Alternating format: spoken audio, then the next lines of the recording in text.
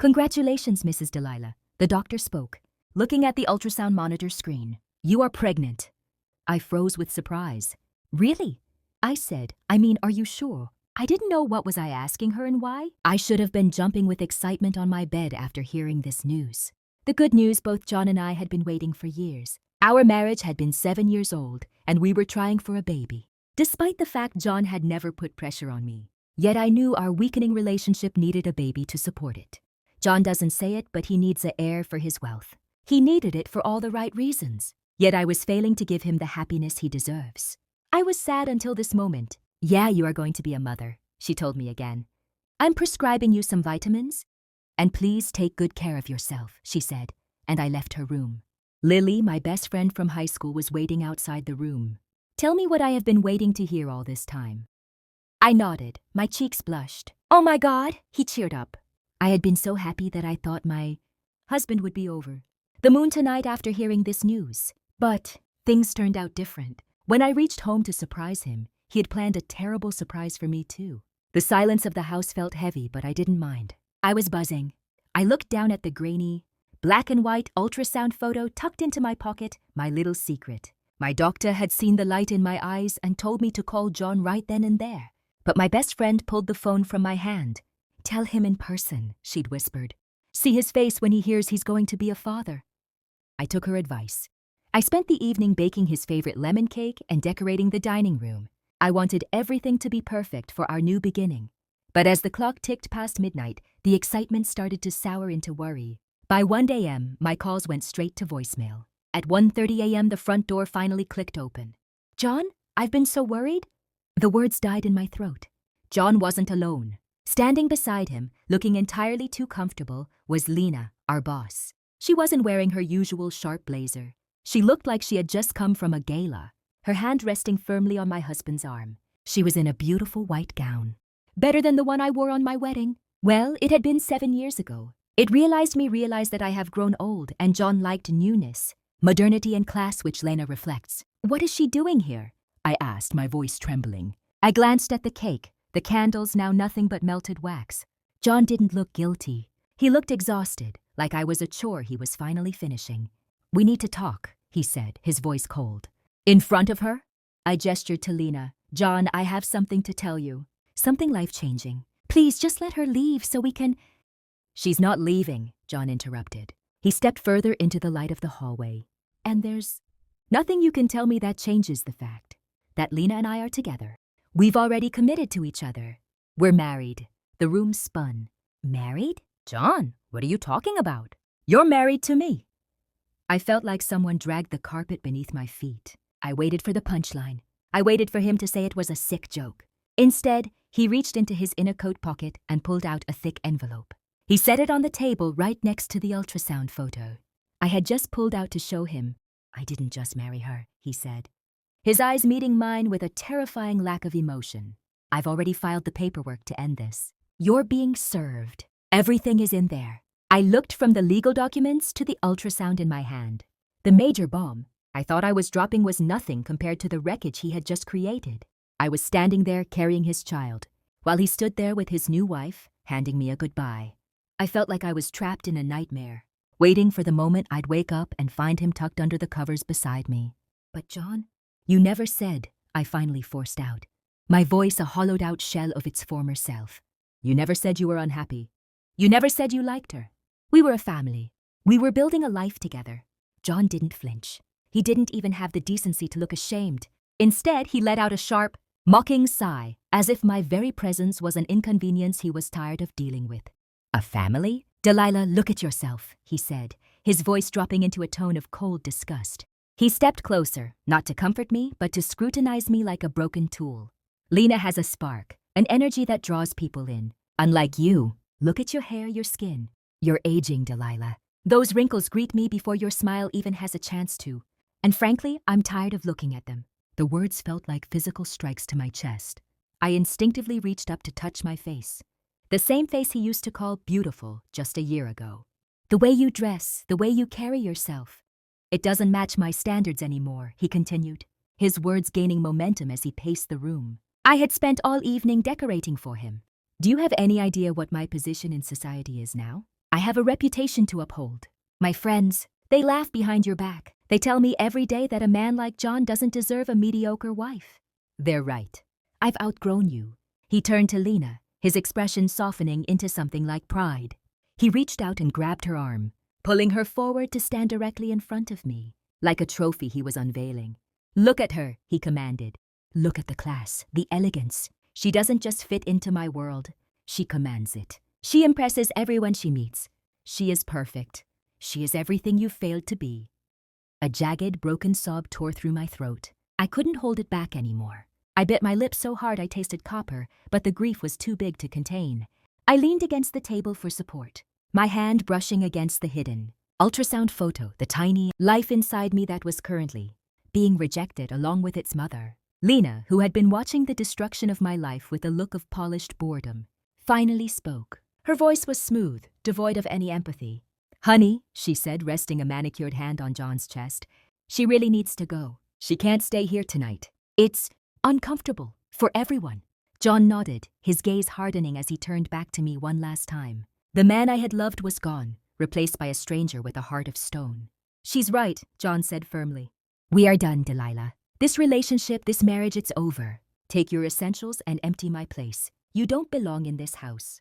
And you certainly don't belong in my life anymore. I want you out. I looked at the lemon cake, the flickering candles, and the divorce papers lying next to the image of our child. I realized then that I wasn't losing a husband. I was being released from a man who never deserved the version of me he had just insulted. The cool night air hit my face, but I couldn't feel it. I felt numb, as if my soul had been scooped out, leaving only a hollow shell to wander the streets. I didn't take the designer bags he'd bought me to fix my appearance, nor did I take the jewelry. The only thing clutched tightly against my chest was the white envelope containing the ultrasound, reports, the only evidence that my life still had a purpose. I walked down the long, winding driveway of the mansion that was no longer my home. Every step away from the front door felt like a heavy weight being dragged through my heart. I looked back once, seeing the warm glow of the chandelier through the window. Behind those walls, John and Lena were probably toasted to their perfect future with the lemon cake I had spent hours baking. I was homeless, penniless, and pregnant. I wandered for an hour, my heels clicking rhythmically on the pavement until my feet bled. I had nowhere to go. My parents were gone, and my pride was the only thing I had left, but pride doesn't provide a roof. Finally, I called Lily. Delilah, what happened? Did he love the surprise? Her voice was bright, full of hope. I couldn't even speak. I just sobbed into the receiver until she figured it out. 2 days later, I found myself standing in the middle of a cramped, one-room apartment on the edge of the city. The wallpaper was peeling at the corners, and the single window looked out onto a brick wall. It was a far cry from the marble floors and garden views of the mansion. Lily had the keys from a cousin who moved away and insisted I stay there. It's not much, but it's safe, Lily said, trying to be cheerful as she set a bag of groceries on the tiny counter. I can lend you some cash to get started, Delilah, just until you're on your feet. I shook my head, my jaw tightening. No, Lily, you've already done so much. You gave me a roof. I can't take your savings too. But the baby. The baby and I will be okay, I promised, though my voice lacked conviction. Once Lily left, the silence of the room crashed down on me. I sat on the edge of the narrow bed, my stomach churning with hunger and morning sickness. I opened my purse and counted my remaining cash, $42. That was it. John had frozen the joint accounts the moment he handed me those papers. He hadn't just replaced me. He had tried to erase me. I spent the next week wandering the humid city streets, looking for any work that would take a woman who was clearly exhausted and starting to show the early signs of pregnancy. I skipped meals so I could save enough for the bus fare to get to interviews. Every night, I would return to my cold, one-room sanctuary, soak my swollen feet, and talk to the tiny life inside me. It's just us now, I whispered, resting my hand on my stomach. He thinks I'm mediocre. He thinks I'm nothing without his money and his standards. But we're going to show him, little one. We're going to survive. The struggle was real, the hunger, the loneliness, the terrifying uncertainty of the future, but for the first time in years, no one was looking at me with disgust. The wrinkles John hated were just lines of a story he was no longer allowed to read. The morning sun poked through the gap in the peeling wallpaper, hitting my eyes like a harsh reminder of my new reality.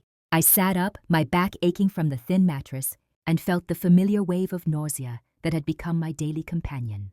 I checked my reflection in the cracked mirror over the sink. John's words echoed in my head: greasy hair, aging, mediocre, but I pushed them away. I didn't have the luxury of self-pity anymore. As I stepped out to fetch the morning mail, usually just flyers or bills, I couldn't pay. I saw a thick, cream-colored envelope sitting on the doorstep. It looked wildly out of place in this hallway. My heart hammered against my ribs as I tore it open. Official appointment letter. Senior Systems Architect, S-Tech Solutions. I nearly dropped it. S-Tech was the biggest firm in the city, a global giant. I hadn't even updated my resume, let alone applied. My degree in computer engineering had been gathering dust for years because John wanted a trophy wife who stayed home to host his dinner parties. Is this a prank? I wondered, my stomach twisting. Or did John set this up to mock me? I looked at the empty fridge and the stack of final notice bills on the counter.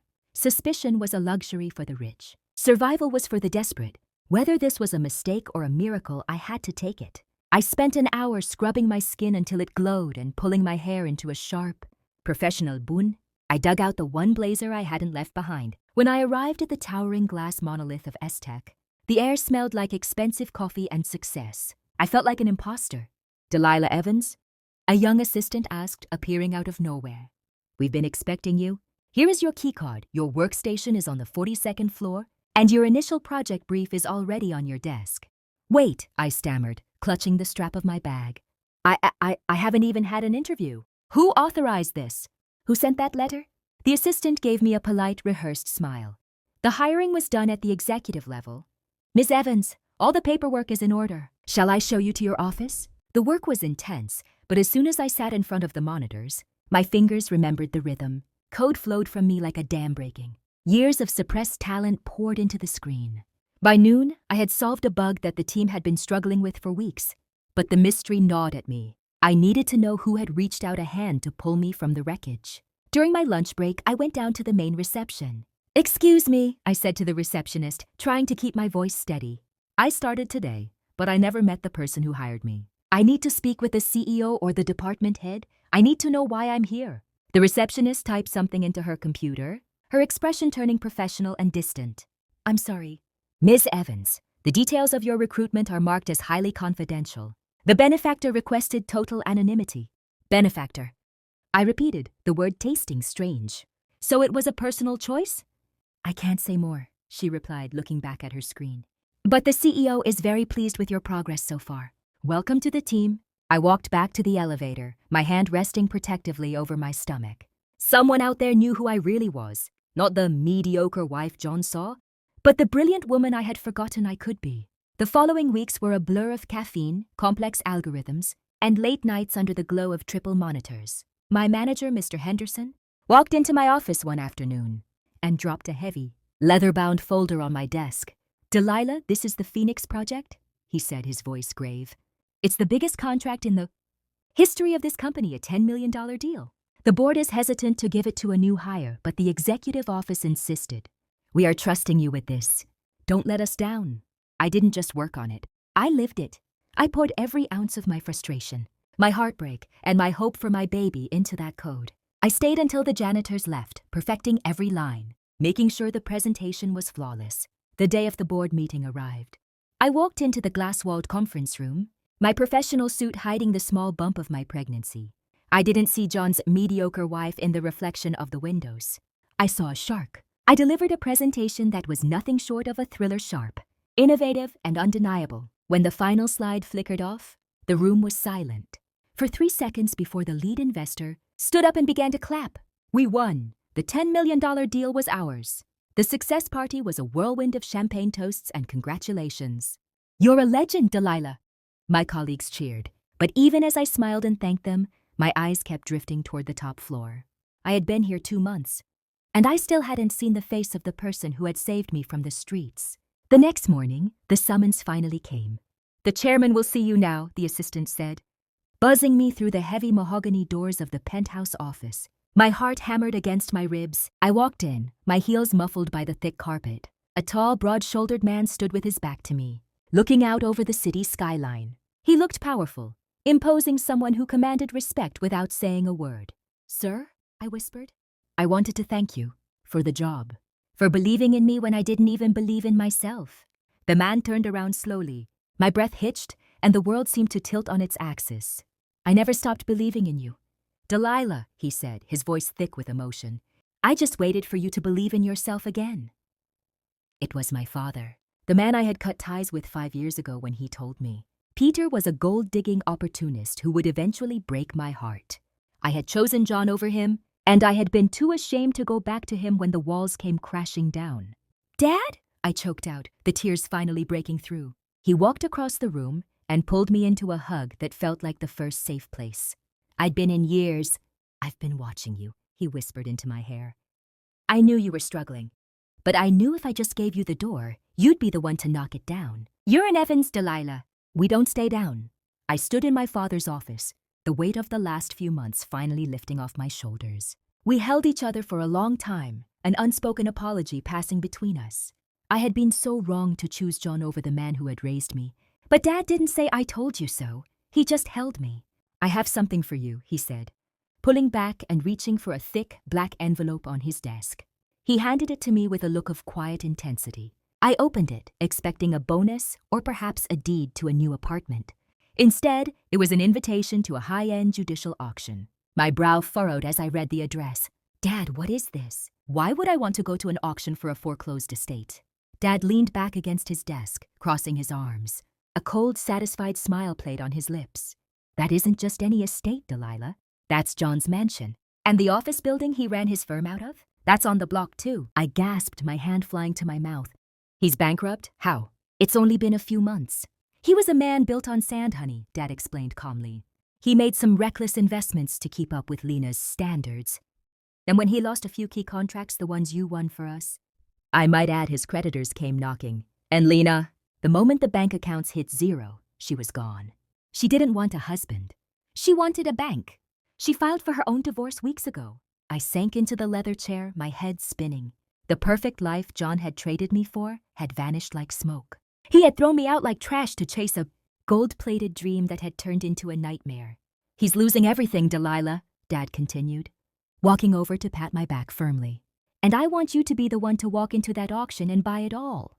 Not because you need that house, but because you earned the right to own the ground he stands on. I looked up at him, my eyes shimmering. I don't know if I can face him, Dad.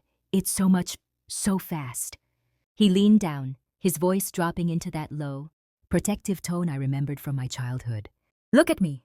You survived the streets with nothing but an ultrasound photo and your wits. You built a $10 million deal while he was busy losing his shirt. You aren't the girl he kicked out that night. He gripped my shoulder, his eyes flashing with pride. Go there and show him who you really are. Tell that baby's father that he didn't break a mediocre wife. He awakened a warrior. Go get your life back, my girl. I stood up, clutching the invitation. I felt the life inside me stir, a tiny kick of agreement. I wasn't going to the auction for revenge. I was going for justice. The day of the auction felt like a coronation.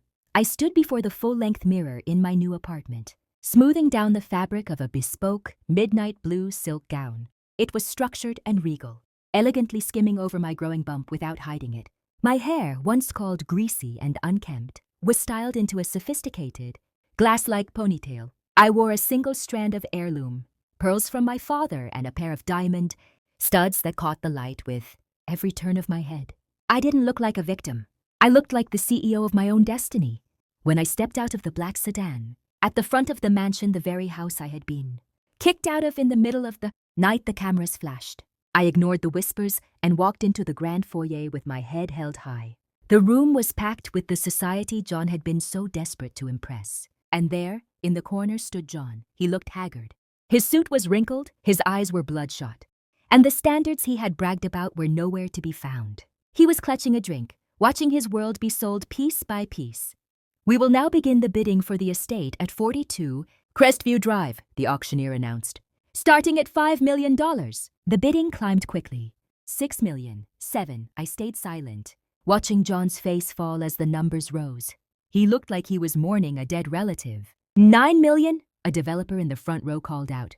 9 million going once, the auctioneer chanted. Going twice? 12 million, I said, my voice clear and steady. Cutting through the room like a diamond. The entire room went silent. Necks craned to see who had dropped such a massive bid. John's head snapped toward me. He squinted, his mouth falling open as he realized who I was. I didn't look away. I stared him down with a calm, icy confidence. 12 million going once, twice. Sold to the lady in the blue. The gavel slammed down. It was over.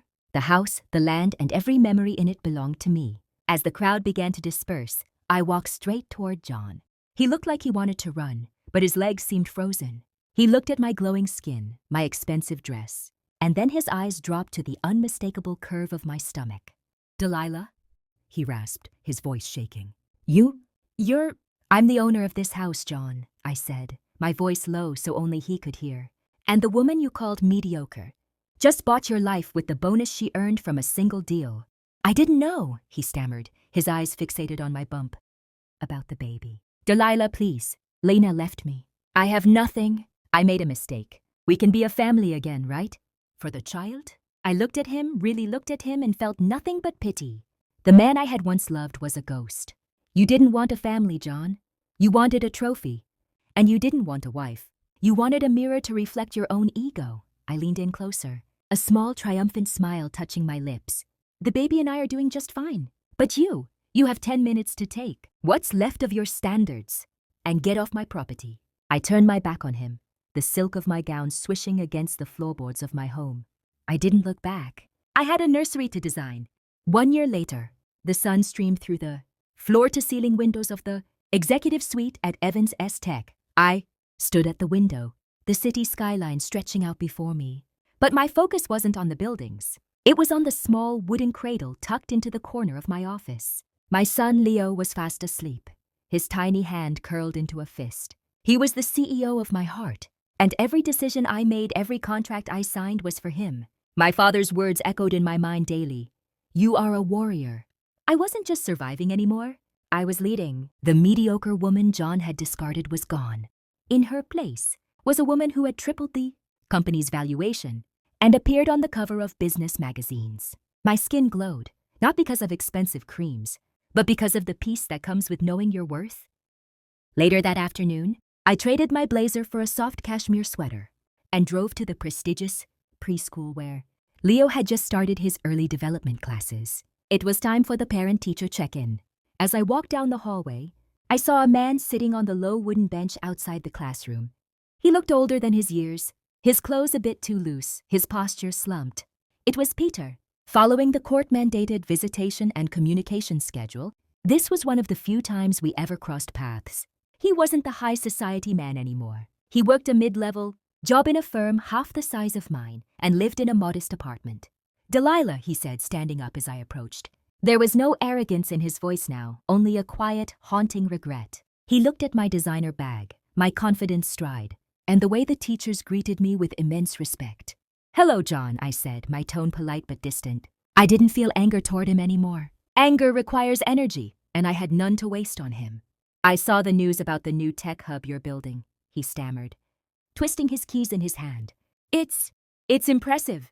I always knew you had a sharp mind. I smiled, a genuine, effortless smile. No, John, you told me I was mediocre. You told me I was aging and useless. He looked down at his shoes, unable to meet my eyes. I was a fool. I lost the only real thing I ever had for a shadow. Seeing Leo, seeing how happy he is with you, I realized what I threw away. The meeting is starting, I said, cutting him off gently. I didn't need his apologies. His regret was his own burden to carry. Inside the classroom, we sat in tiny chairs while the teacher showed us Leo's finger paintings. John watched our son with a look of longing, but I watched Leo with a look of pure, uncomplicated love. When the meeting ended, I walked out into the fresh air, my keys in my hand and my future wide open. I had lost a husband, but I had found myself. And as I buckled Leo into his car seat, he let out a bright, bubbly laugh that filled the car. Ready to go home, little warrior? I whispered. He reached for my hand, and I knew without a shadow of a doubt that the best part of my story was just beginning.